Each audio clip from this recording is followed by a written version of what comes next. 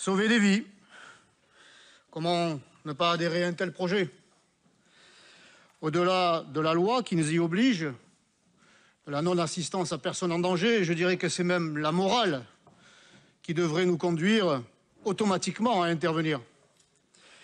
Et ils sont nombreux, ces Marseillais anonymes, qui chaque jour et chaque nuit agissent pour sauver la vie de ces Français qui ont été jetés à la rue et pour qui la France, leur pays, Marseille, leur ville, n'est plus une terre accueillante.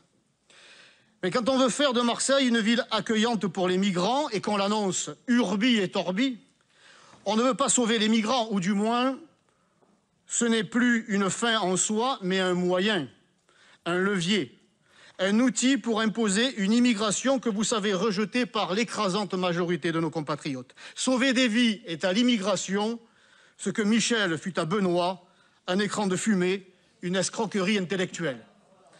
Vous utilisez ad nauseam la politique lacrymale reposant sur le chantage à l'émotion pour empêcher toute raison, bloquer toute réflexion, tout réflexe naturel du refus de la submersion.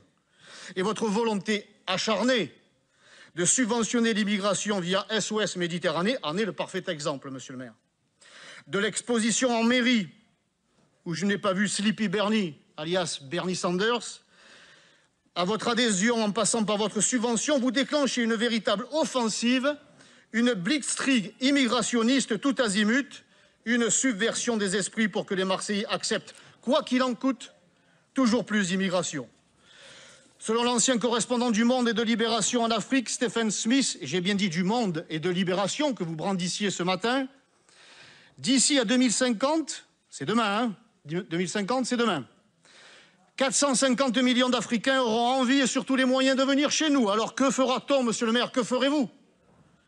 Devra-t-on ouvrir en grand les portes et les fenêtres de l'Europe et de Marseille pour tous les accueillir au nom de la tradition d'accueil héritée de 1793, comme avait osé me répondre le ministre de l'Intérieur Bernard Cazeneuve, 1793, une des pages les plus sombres de l'histoire de la République.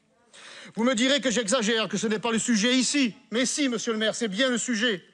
C'est tout le sujet de la limite. Quand dira-t-on stop? Quand direz-vous assez, nous n'en pouvons plus? Car c'est bien là l'objectif d'SOS Méditerranée, nous faire accepter toujours plus d'immigration, car si tel n'était pas le cas, s'il ne s'agissait que de sauver des vies, alors les migrants seraient débarqués dans des ports les plus proches et sûrs, comme au Maroc, en Égypte ou en Algérie, par exemple. La géographie, vous le savez, ne ment pas. Et puisque vous avez une adjointe, la troisième, qui est très proche du gouvernement issu du FLN algérien, peut-être pourrait-elle lui demander, lui aussi, de faire un effort. Mais en attendant, et étrangement, c'est toujours chez nous que les clandestins sont débarqués, désireux sans doute de trouver une sorte d'âme, une AME à la française. Ces ONG sont là, non pas pour sauver des vies ou pas simplement, mais pour faire de la politique, et de la façon la plus ignoble qui soit. Le mythe du sauvetage a vécu, monsieur le maire.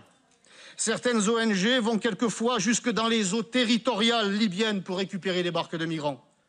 Le président de la République lui-même, Emmanuel Macron, a accusé les ONG, je le cite, de faire le jeu des passeurs en contravention de toutes les règles maritimes et des gardes-côtes libyens.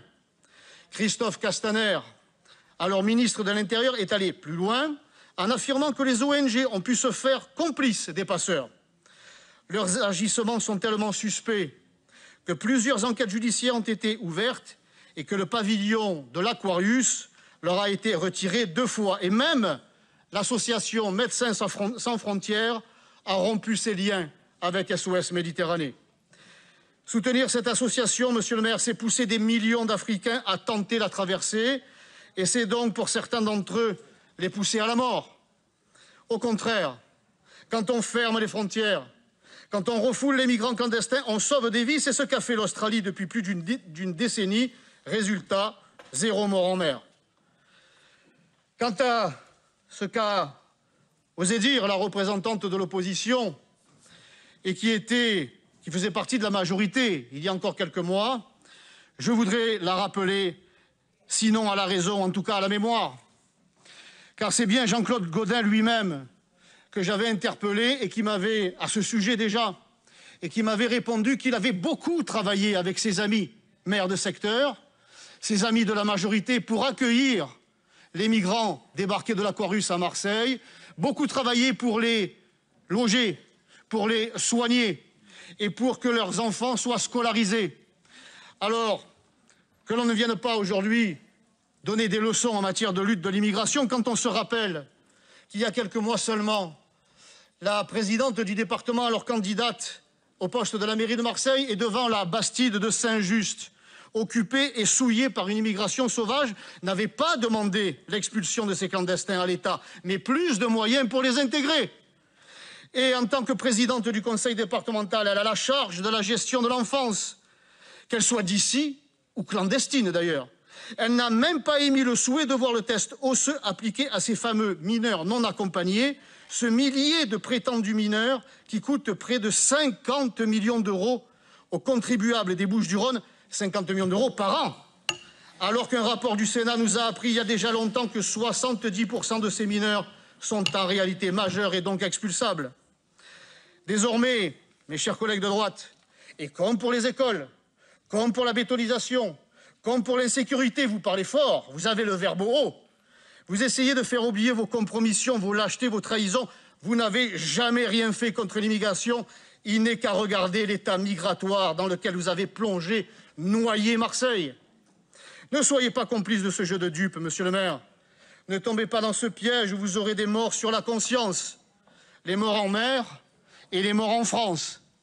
L'immigration est un drame pour tout le monde. Elle est un drame pour l'Afrique, qui se vide de ses forces vives, de sa jeunesse et donc de son avenir. Mais l'immigration africaine n'est pas l'avenir de l'Europe. Elle n'est pas une chance, elle est un drame social, économique, sécuritaire et identitaire pour la France. Comment peut-on supporter d'aider ceux qui viennent d'ailleurs quand ceux qui viennent d'ici et qui ont tant donné à notre pays vivent encore dans la rue ou dans la pauvreté? Nous préférons, nous, aider les nôtres avant les autres. Si demain nous vivons dans l'opulence, monsieur le maire, si demain nous vivons dans l'opulence, je crois que ce n'est pas le cas, vous l'avez vous-même rappelé, vous en avez fait une conférence de presse. Alors oui, on pourra les aider, mais chez eux. Mais nous n'avons plus les moyens. Aujourd'hui, notre pays compte 10 millions de pauvres, 4 millions de chômeurs à Marseille. Ce sont 25% de la population qui vivent en dessous du seuil de pauvreté. 100 000 Marseillais qui vivent dans un logement indigne. Un état des écoles qui nécessite plus d'1 milliard d'euros d'investissement. Des caisses qui sont vides, un endettement colossal et une crise économique et sociale qui va exploser et qui explose déjà, conséquence du Covid. Et vous avez la prétention, la folie de vouloir accueillir toujours plus de migrants démunis de tout et qu'il faudra assister en tout. Ce n'est pas seulement de la folie, c'est criminel. SOS Med, pour évoquer l'actualité très récente, parce qu'il va bien falloir que vous assumiez les conséquences de votre vote et vous allez devoir les assumer très vite. SOS Med, SOS Méditerranée a embarqué pas plus tard qu'avant-hier 424 clandestins.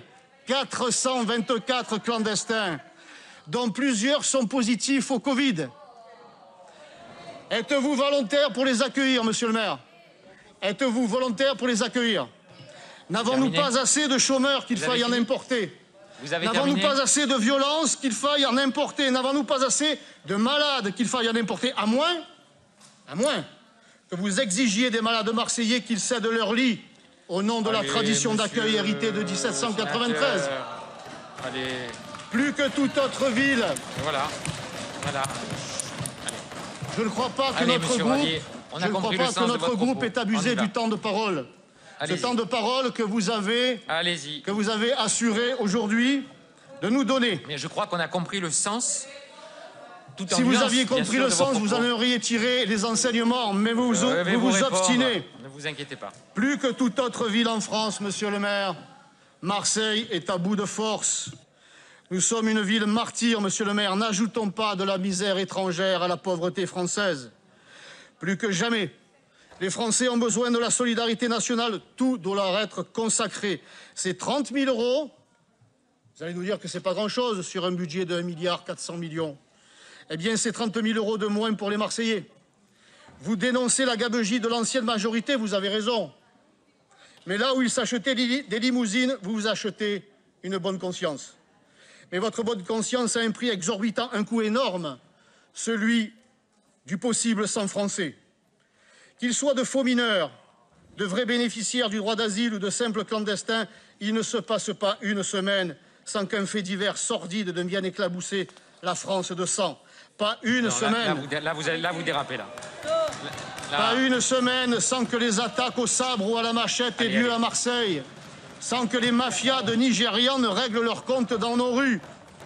Vous avez voulu importer le tiers-monde, mais vous jouez déjà du tam-tam, et bien vous l'avez avec ses mœurs, sa culture, sa violence et sa barbarie. Chers Votre collègues, idéologie... allez, abrégeons les souffrances. Monsieur Radier, allez-y. Voulez-vous me permettre de terminer, monsieur le maire? Allez-y. Monsieur le Votre sénateur, idéologie allez-y. Allez. a ses martyrs. Votre idéologie a ses martyrs, elle s'appelle Laura et Morane. Axel Dorier, Samuel Paty, Vincent Loquès, Cabu et des centaines d'autres, à Nice, au Bataclan, à Saint-Étienne-du-Rouvray. Et des milliers d'anonymes qu'on retrouve à la rubrique des faits divers. Allez. Vous n'aimez pas qu'on le dise, mais c'est un fait. Salah Abdeslam, Abdelhamid Abaoud, Mais là, vous êtes Ayoub en train de déraper El-Khazali et tous sérieusement. Vous êtes en train de déraper sérieusement. Allez. Et tous ceux qui ont commis les attentats du 13 novembre 2015 sont passés par les flux migratoires. Brahim Essaoui, le terroriste de la basilique de Nice, avait même débarqué à Lampedusa. Il fuyait la guerre en Tunisie. Je ne savais pas qu'il y avait la guerre en Tunisie. Trop de sang et trop de larmes, trop de familles déchirées, endeuillées, meurtries à jamais, monsieur le maire. Le terrorisme islamiste profite de votre naïveté et de votre bonne conscience. De même, que direz-vous à des parents dont la fille a été assassinée à Marseille par un terroriste venu chez nous via le canal lacrymal? Que c'est le prix à payer pour le vivre ensemble? Protégeons-nous, monsieur le maire, protégez-vous. La mairie de Marseille n'est pas la solution, mais elle est une partie de la solution. En refusant le chantage ignoble de SOS Méditerranée, en refusant de prendre ne serait-ce que le risque qu'un seul Marseillais soit victime de cette anarchie migratoire. Moi, je dis, pour conclure, je dis en 3 phrases, tenez le choc. Moi, je dis aux migrants ce que j'ai vu précisément sur les photos de l'exposition. Je ne sais pas si vous êtes tous allés la voir, elle est très instructive. Je vous conseille d'y aller tous, elle est magnifique. Je le conseille à tous, elle est très instructive. Je dis aux migrants ce que j'ai vu précisément sur les photos de l'exposition, comme ceux, par exemple, qui déambulent, le téléphone portable à la main, à proximité de la gare Saint-Charles, de la porte d'Aix, au Petit Séminaire ou encore à Saint-Just et partout ailleurs à Marseille. Vous êtes jeunes, plein de force et de vie. Vous avez laissé vos familles dans un pays qui, dit-on, est en guerre. Eh bien, soyez des hommes. Rentrez dans votre pays et battez-vous pour votre famille. Battez-vous pour votre patrie. Nous ne pouvons pas vous assister davantage ici.